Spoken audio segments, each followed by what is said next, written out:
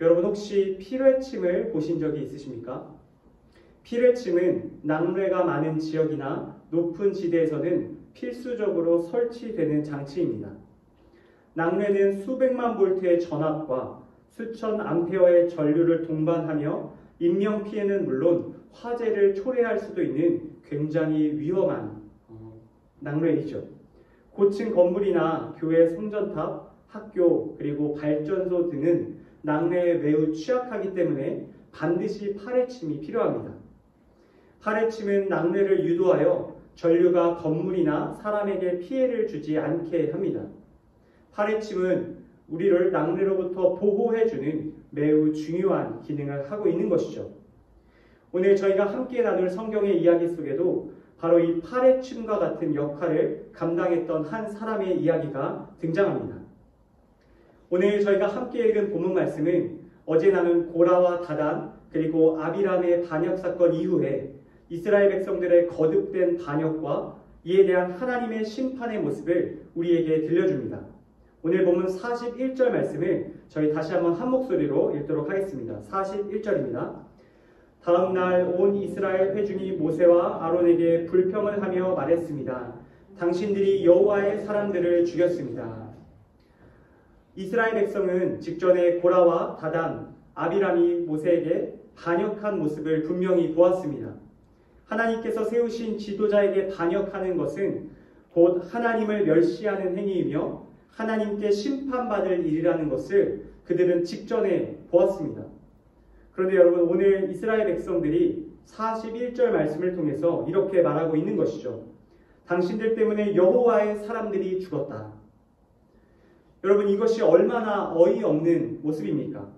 아직 이스라엘 백성들이 정신을 못 차린 것이죠. 이스라엘 백성의 마음은 참으로 완악합니다. 사도 바울이 로마서 2장 5절에 말하는 그 완악함이란 바로 이 이스라엘 백성의 마음을 뜻하는 것입니다. 도덕적으로 영적으로 무감각하여 하나님의 뜻에 그 마음을 완전히 닫은 상태, 하나님의 음성을 듣지 않고 회개하지 않으며 자신의 뜻대로 행하는 상태, 바로 그러한 완악한 상태에 이스라엘 백성들이 놓여 있었습니다. 이스라엘 백성은 이와 같은 완악한 마음으로 모세와 아론에게 또다시 반역을 하고 있는 것이죠. 그들의 반역은 점점 더 격렬해집니다. 42절 말씀을 보시면 회중이 모세와 아론을 대항해 모이기 시작했다라고 기록되어 있습니다. 하나님께서 또다시 멸시를 당하고 계신 것이죠. 사랑하는 성도 여러분, 저희 중에 많은 사람들이 오늘 말씀 속 이스라엘 백성과 같은 완악한 마음을 갖게 될 때가 있습니다.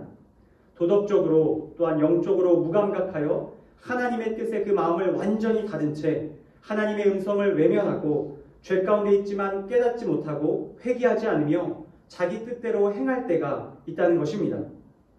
완악한 사람은 하나님의 분명한 경고를 들음에도 불구하고 여전히 같은 죄를 반복합니다. 하나님을 경외하지 않으며 그분의 말씀과 뜻에 관심을 갖지 않는 것이죠. 여러분, 이와 같은 완악한 마음 어떻게 변화될 수 있습니까? 그것은 바로 우리 가운데 내주하시는 성령 하나님을 통해 가능합니다. 저희 가운데 내주하시는 성령께서 우리의 완악한 마음을 풀어주시고 하나님의 음성에 민감하게 반응하도록 은혜를 베풀어 주시는 것이죠. 하나님의 말씀에 순종하며 하나님께서 기뻐하시는 삶을 살아갈 수 있는 마음을 갖는 것은 바로 성령의 역사입니다. 바라기는 저와 여러분 모두가 그 마음 가운데 성령의 역사하심으로 말미암아 완악한 마음을 버리고 부드러운 마음으로 하나님의 말씀에 순종하는 여러분이 되시기를 간절히 소망합니다. 두 번째입니다. 이어지는 43절, 44절의 말씀을 저희 다시 한번 한 목소리로 읽어보도록 하겠습니다. 43절입니다. 모세와 아론이 회막 앞으로 나아가자 여호와께서 모세에게 말씀하셨습니다. 아멘. 여러분, 이스라엘 백성으로 인해 위기의 상황에 처한 모세와 아론은 오늘 하나님 앞으로 나아갑니다. 그리고 그들은 하나님의 음성을 듣게 되죠. 하나님께서는 이스라엘 백성을 단번에 없애버리겠다라고 말씀하십니다. 앞선 심판과 동일하게 다시 한번 이스라엘 백성을 심판하시겠다고 경고하고 계신 것이죠. 모세는 하나님의 이와 같은 진노를 누그러뜨리고 이스라엘 백성을 살리기 위한 방법을 생각합니다. 그리고 그의 형 아론에게 이렇게 말하죠. 46절 말씀 제가 읽겠습니다. 그리고 모세가 아론에게 말했습니다. 형님의 향로를 가져다가 그 안에 제단에서 가져온 불과 함께 향을 넣고 빨리 회중에게로 가서 그들을 위해 속죄하십시오. 여호와로부터 진노가 이르러서 재앙이 시작됐습니다.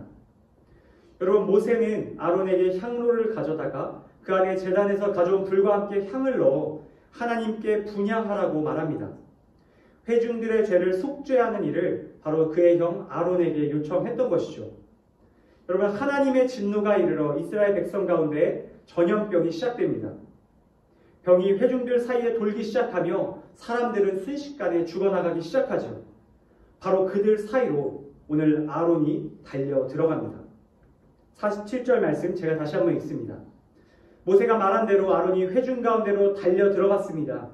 재앙이 백성들 사이에 막 시작됐는데 아론이 향을 들여 그들을 위해 속죄했습니다. 여러분, 아론은 재앙으로 인해 죽어가는 사람들 사이사이를 다니며 하나님께 향로의 향을 올려드립니다.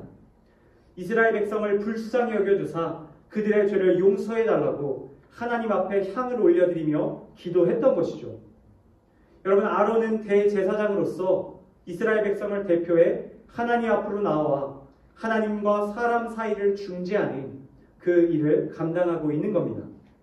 마치 낙뢰를 받아내는 피레침처럼 아론은 향을 올려드리며 이스라엘의 죄를 속죄하여 주시기를 대표하여 간청하고 있는 것이죠. 아론은 죽음이 퍼져나가는 그 심판의 한복판에서 떠나지 않고 중재자 역할을 감당합니다. 그리고 곧 하나님께서는 재앙을 멈추시고 이스라엘 백성의 죄를 용서하여 주십니다. 사랑하는 성도 여러분, 이 세상에는 바로 아론과 같은 중재자가 필요합니다. 이 땅에서 하나님의 진노를 피할 수 없는 수많은 영혼들을 위해서 그 죽음의 현장에 직접 뛰어들어 그들을 위해 하나님께 간절히 기도하며 헌신할 영혼의 중재자가 필요한 것입니다. 하나님께서 오늘 말씀 속 아론의 모습을 통해 저희를 도전하고 계십니다. 저희 또한 이 세상 가운데 영혼의 중재자로 살아가길 원한다 말씀하시는 것이죠. 죽어가는 이 땅의 영혼들을 위해 그 가운데 하나님 앞에 간절히 기도하며 그들을 품고 살아가라 주님 말씀하고 계십니다. 이와 같은 아름다운 영혼의 중재자로 세워지는 저와 여러분들 되시길 간절히 소망합니다. 마지막 세 번째입니다. 우리 48절 말씀 함께 읽겠습니다. 시작.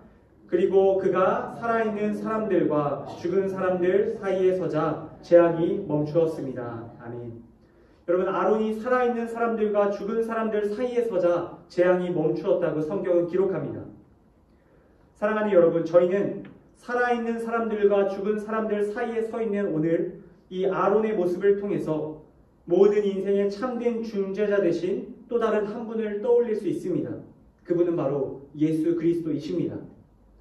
마치 타오르는 불길 속으로 생명을 구하기 위해 지체 없이 뛰어드는 소방관처럼 죽음의 현장 한복판으로 뛰어들어서 자신의 생명을 바쳐 산자와 죽은 자들을 살리시고 구원하시는, 죄로 인해 주어진 하나님의 진노를 피할 유일한 방법을 우리에게 알려주시는 바로 산 소망 되신 우리의 중재자 예수 그리스도를 오늘 아론의 모습을 통해 보게 됩니다.